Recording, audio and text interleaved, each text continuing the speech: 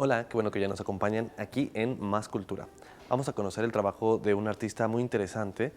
Él es Jorge Reza y tiene un trabajo teatral que vale la pena destacar por varias razones. La primera de ellas es que a él le interesa mucho el teatro como herramienta para llegar al público y no solamente por las dotes de este arte, sino porque él pretende apelar a la razón, a la conciencia de la gente a través de lo universal que tiene el teatro y dejar mensajes acerca de la ecología, de la empatía, tanto entre nosotros como con los animales, con el medio ambiente, y es un plan de conciencia social que tiene mucho que ver, está montado en la plataforma del arte, pero sin duda está más bien en su discurso y en sus motivaciones ideológicas.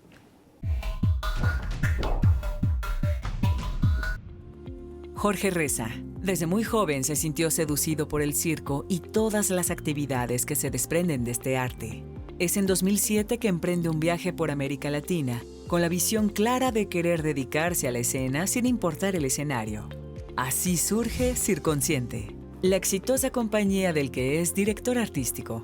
En ese periodo estudió en la Escuela Internacional del Gesto y la Imagen, en La Mancha, Chile, donde se prepara a los alumnos bajo la metodología del francés Jacques Lecoq. Jorge Reza es un artista completo, que con su compañía Circonsciente ha podido construir un teatro diferente con un mensaje contundente, que logra hacer reflexionar al espectador. Y es por esto que ha sido galardonado en varios países. Jorge es un hombre de teatro, por lo que no es fácil encasillarlo bajo un término específico. A lo largo de su carrera, ha incursionado en prácticamente todas las actividades escénicas, desde el clown, la acrobacia, dirigir o impartir talleres sobre teatro de objetos y teatro del cuerpo. Y siendo fiel a sus orígenes, es junto con un grupo de artistas el organizador de la Circonvención, que es el evento que reúne a exponentes de las artes circenses del país, con invitados de otras partes del mundo para el intercambio artístico de la disciplina. Así, a pesar de su juventud, Jorge Reza ha logrado destacar en el ámbito escénico, con un reconocimiento internacional, pero siempre siendo fiel a sus sueños e ideas. Yo quería hacer circo, vi así algo en la tele y empecé a ver malabarismo y empecé a ver acrobacia y luego monociclo y luego que hice un poco de parado de manos. Entonces, siempre me ha gustado, me cuesta trabajo elegir un solo sabor. Cuando voy por un helado, por ejemplo, digo, ¿cuál me llevo? Bueno, un poquito de todo.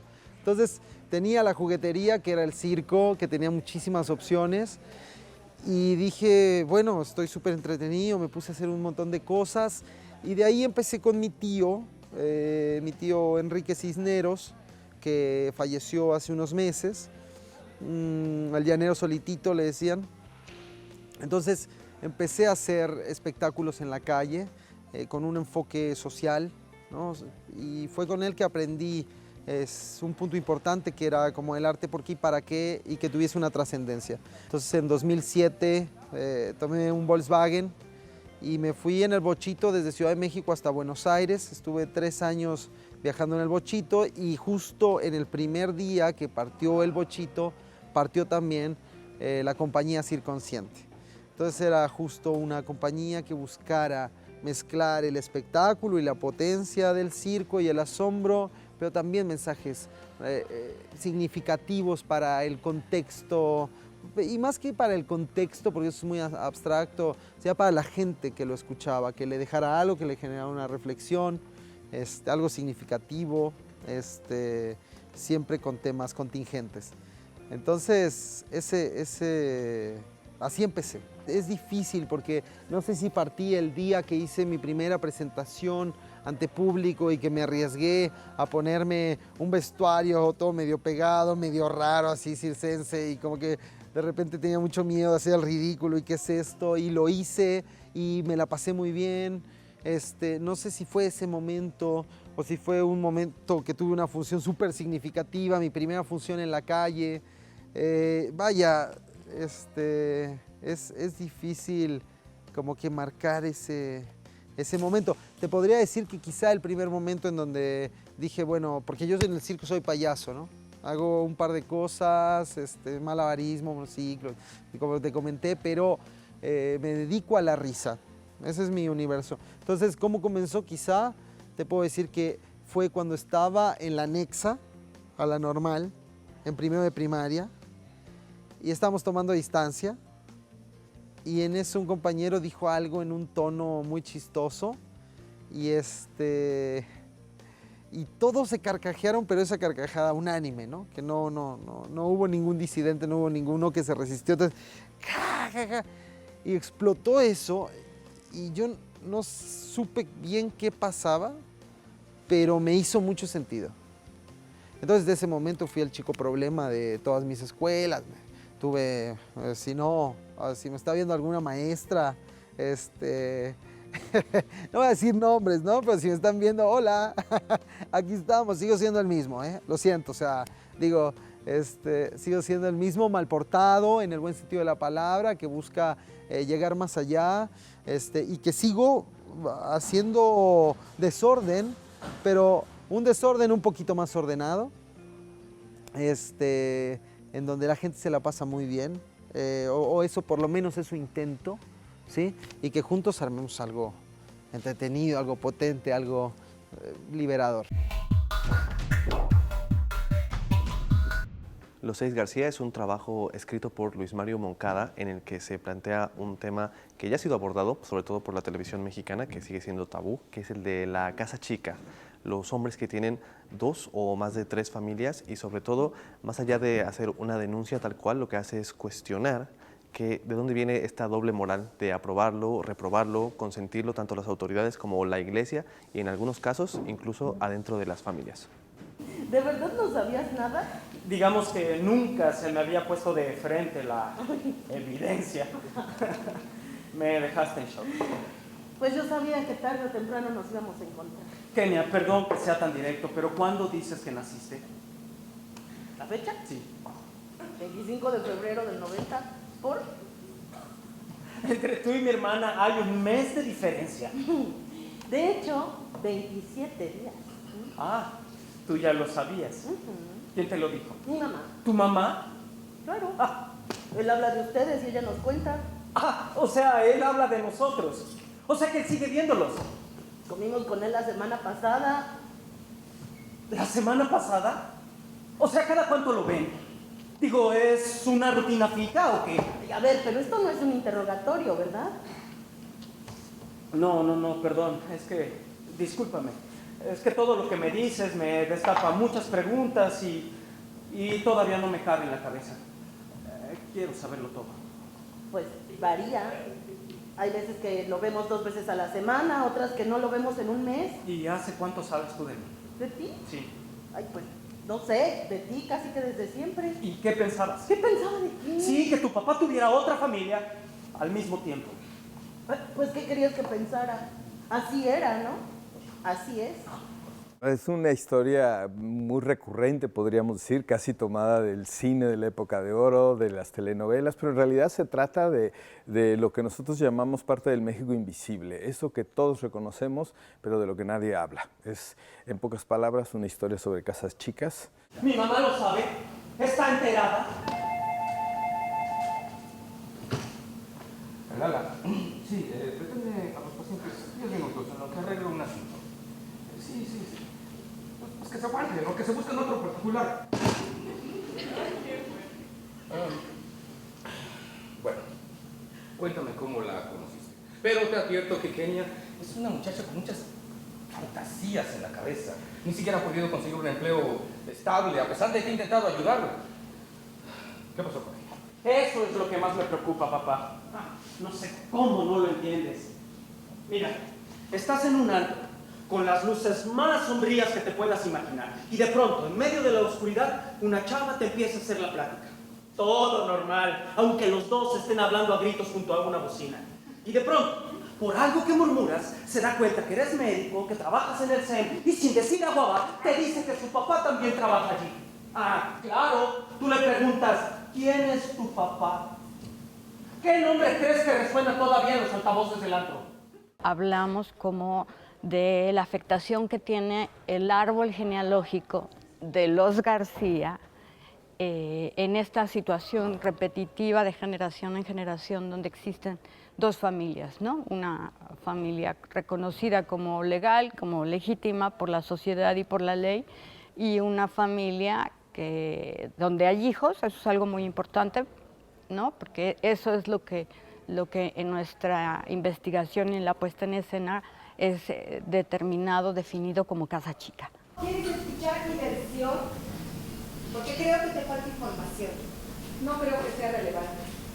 Si no le tienes miedo a las historias, siéntate y escúchala. ¿Qué historia? La de Roberto cuando te embarazó. Cuando ¿Qué te contó? En nada. Yo estuve ahí donde. ¿Te suena el hospital civil? Donde Roberto hacía su internado. ¿Qué tiene que ver ese lugar?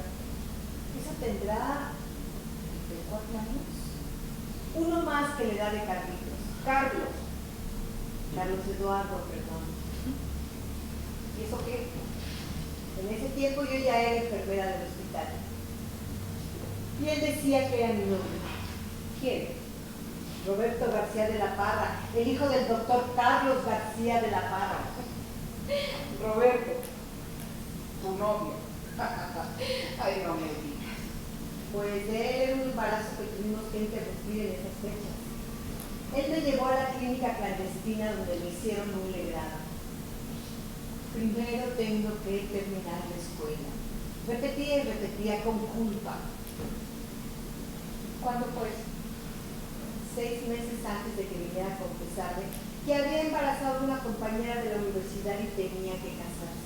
Y se desencadena un plan en el que ellos van a determinar romper con el secretismo que ha privado en su familia durante generaciones, ¿no? Porque resulta que esto viene de más atrás. Tenía que hacer su homenaje, precisamente el día de tu cumpleaños. La fecha que le dieron es una exposición grande de varias salas.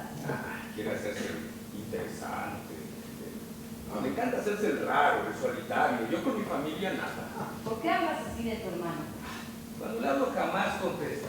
Los correos tardan días en responderlos. No tiene ni WhatsApp. ¿Y eso qué tiene? El abuelo también. Es su vida. Sí. Una amiga de Perote me contó hace mucho que tu abuelo tenía otra mujer. Que ella se los encontraba a veces los fines de semana. Sí, es su vida.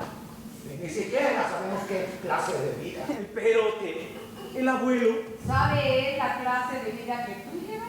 Lleva toda la vida haciendo guardias semanales allá. El segundo acto tiene una serie de mesas que están en diferentes niveles y que la acción está ocurriendo simultáneamente, aunque las voces van entrando en cada quien como en sus tiempos. En un momento se hacen completamente simultáneas y regresa después, ¿no? Que tiene que ver con esta necesidad para mí particularmente de ver el conflicto desde distintos enfoques, es decir, la misma situación oímos las voces del abuelo, de la nieta, del papá, ¿no? Y tiene la función, yo creo, de que podamos asomarnos a una conflictiva panorámica que es profunda, ¿no? Muchas felicidades, Juan Carlos. Gracias. Ay, muchas gracias, hija. Oye, te conozco. Tu cara se me hace familiar. Una vez la habrás visto en la clínica. ¿En la clínica? Ah, ya. ¿Cómo dices que te llamas? Kenia. Kenia. García. ¡García! ¡Mira pues! ¡Aquí puro pariente! Hay una sugerencia desde el texto que va precisamente al movimiento, ¿no? A la acción, a la imagen, al generar algo incluso con el público, porque yo creo que incluso más allá de lo que sucede en la escena, por lo menos yo estoy pensando todo el tiempo en lo que va a pasar con el espectador, ¿no? Para mí ese es el destinatario y es para el que trabajo. ¡Ay, llegaron más invitados! ¿Lucero? Ella es Rita. Ay, mucho gusto. Mucho gusto. Están en su casa. Es la mamá de mis hermanos.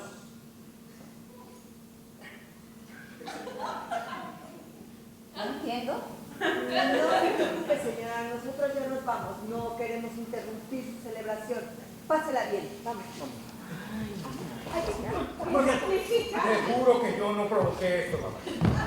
Que es un entramado de relaciones. En realidad estamos hablando de 6 familias, son 15 personajes que aparecen, que cada quien tiene su historia, cada quien tiene su relación particular con algún miembro, un tío, un primo, un hermano, un abuelo.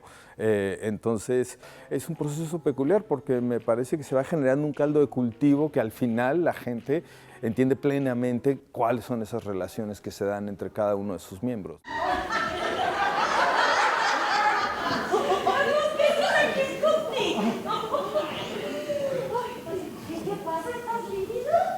Buenas noches. ¿Qué pasa? Ay, nada, estoy perfectamente, déjame. Todos vamos a brindar ahora por Don Carlos. Soy director de Circonsciente y bueno, ha pasado Circonsciente por varias etapas, ¿no? A veces fuimos 2, a veces fui yo solo, a veces hemos sido 3. Ahorita hay un equipo más grande, somos hasta 7 personas dependiendo del montaje, pero ya hay algo más colaborativo. Hay colaboraciones internacionales. Pero bueno, en ese viajé por Latinoamérica y fue el tema de presentar en la calle con los elementos empíricos. Era aprender, no había estudiado nada de teatro, no había estudiado nada de nada, pero era el ímpetu y yo me había lanzado a la calle porque mi sueño era ser payaso de calle, entonces ahí estaba, clavado. Entonces, después de 3 años y yo qué sé, unas 300 funciones después, era maravilloso porque la calle nunca te deja enseñar cosas, pero ya empezabas a saber un poco a lo mismo. Entonces, escuché de una escuela que se llamaba La Mancha, que es la escuela del gesto y la imagen, y dije, bueno, escuché cosas de gente de calle muy buenas y escuché cosas de teatro de sala o más, sí, tradicional, también muy buenas. Entonces dije, ¿qué pasa? Porque normalmente uno no se lleva con el otro, ¿no? Cuando dije, bueno, necesito seguir avanzando, me metí y estudié en La Mancha 2 años. Entonces, puro teatro físico, fue uno de los viajes más maravillosos que he tenido, también de los más tortuosos, pero tortuosos en el buen sentido, ¿no? Esos que rompes límites, que llegas más adelante, que te enseñan rigor, mucha también disciplina en el buen sentido. Entonces, ese viaje dentro de una escuela fue muy significativo. Y desde ahí, pues ya la visión cambió por completo. O sea, ya no solo es el tema de los trazos tan gruesos, sino también vale la pena hacer trazos delicados, que a veces te lo permite un espacio contenido, una sala, pero sigo trabajando en los dos, calle y sala, ¿no? Los dos son primos hermanos y cada uno tiene lo suyo. La obra Parteaguas fue el Circo Consciente, que fue justo con la que salí de México yendo por Latinoamérica, en donde era una obra que pues hacía varios números de convocatoria de circo y en algún momento teníamos unas bolsas de tela y se metía la otra integrante de la compañía y luego me metía yo y hacíamos cambio de vestuario y de repente aparecía el tío Sam de Domador y con el tigre latinoamericano. Entonces era una parodia de la relación histórica con Estados Unidos que compartimos en toda América Latina. Y además, pues bueno, para los más chiquitos le llegaba lo del maltrato animal, porque sí había como todo este juego, pero todo era con reacción con el público. De hecho, no funcionaba el número, sino era un feedback en ese sentido. Entonces, esa fue la Parteaguas, porque además le dimos al clavo. O sea, llegábamos, era el 2008, era un movimiento de mucha efervescencia y mucha transformación política y social en toda Sudamérica. Entonces, nosotros hablando de la libertad y de la unión latinoamericana, pues es que estábamos, la verdad el trabajo fuerte ya estaba hecho, por eso hay que decirlo. Nosotros llegábamos a soplarle un poquito, a avivar un poquito la brasa y seguíamos nuestro camino. Entonces ese fue un parteaguas.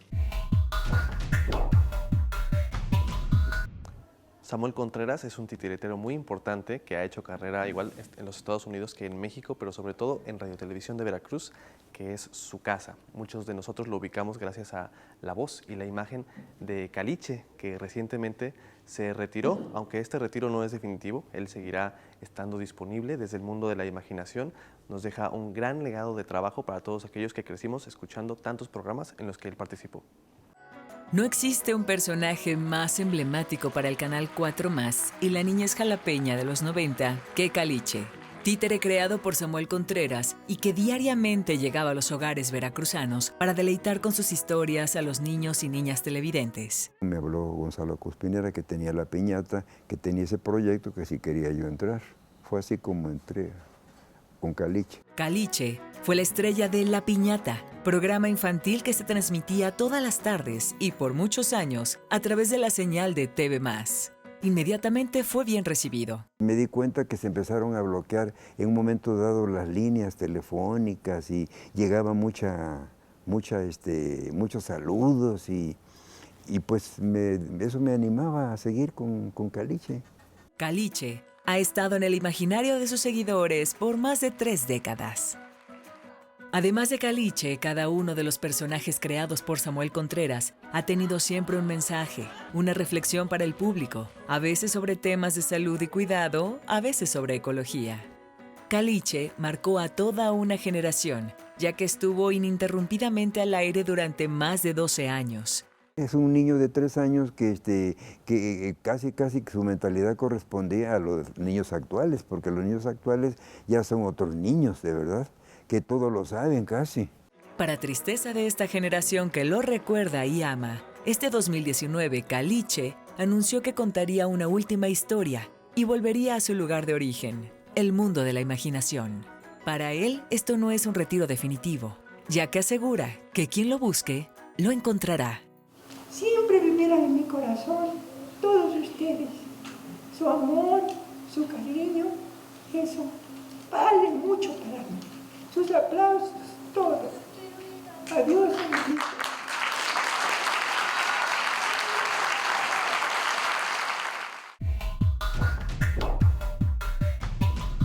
El Circo Consciente tenía un montón de discurso.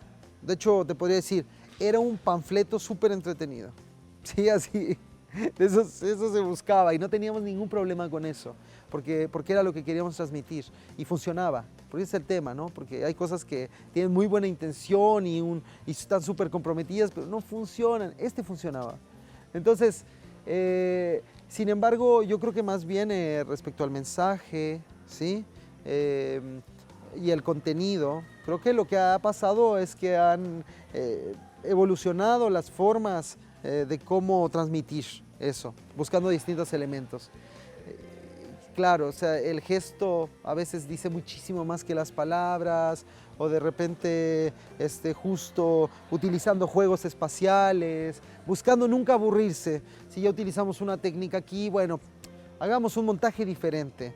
No, así que tratemos de que sí, vaya, va a haber algo, pues es la misma compañía, hay un universo en particular, pero tratando de que no nos sigan tanto la pista, ¿sí? O tratar de no ser predecibles. Y también me pasa que me aburro mucho, ¿sí? O sea, más que me aburro mucho, me aburro fácil. Entonces, pues ya que algo lo conozco y que me siento cómodo, la idea es meterse en problemas, ¿no? Y vienen los nuevos montajes. Estamos pensando ya el próximo año, porque Risas de Papel, que se estrenó en el 2017, ya está, o sea, va a seguir en repertorio, pero ya tenemos que seguir adelante. La circunvención puede ser un encuentro, ¿no? Pero creo que también es un sistema que genera muchas cosas. O sea, ¿a qué me refiero con eso? Es un sistema en donde ven a ser muchos cirqueros, es un sistema vivo, que es dinámico, en donde a veces aparecen personas nuevas, a veces se van, y en realidad creo que es parte importante de la vitalidad del movimiento circense nacional. Ahorita estoy viviendo como con un año adelantado, ¿no? O sea, sé este año lo que voy a hacer el próximo y está de repente agendado ya. Sin embargo, en algún momento yo creo que sería importante abrir un espacio, ¿sí? Creo que es importante transmitir, ¿sí? Porque si no, o sea, igual te digo, todo esto son perspectivas personales, pero yo creo que la vida en esencia está hecha para compartir. Jorge Reza, un artista que se ha formado por igual en la calle, con gente que no precisamente paga un boleto para verlo, que en las tablas de los escenarios más importantes de América Latina. Para él vale lo mismo esta experiencia que lo que él puede encontrar en la academia. ¿Por qué? Porque lo importante es formarse, convivir, generar una comunidad.